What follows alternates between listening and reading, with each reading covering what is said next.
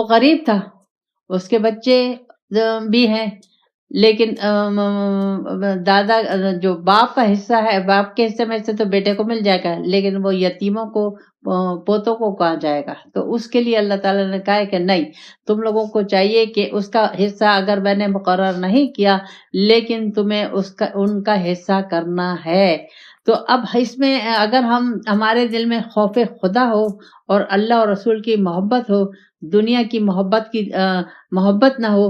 مال اور دولت سے محبت نہ ہو، جب تو ہم یہ صحیح فیصلے کر لیں گے، بغیر کسی خود غرضی کے، بغیر کسی مطلب کے، اللہ اور رسول کے حکم کے مطابق۔ لیکن اب تو ہم اللہ اور رسول سے دور ہیں، تو دیکھ لیں کہ کہاں ہے ہمارے خاندانوں میں یہ طریقہ ہے، ہمارے گھروں میں یہ طریقہ ہے۔ نہ بہنوں کو دیا جاتا ہے، نہ ماؤں کو دیا جاتا ہے، نہ پوتوں کو دیا جاتا ہے، کسی کو نہیں دیا جاتا ہے۔ تو اب اس میں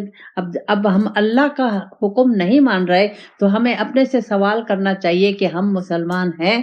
تو یہاں اللہ تعالیٰ نے پوتے کا حصہ مقرر نہیں کیا،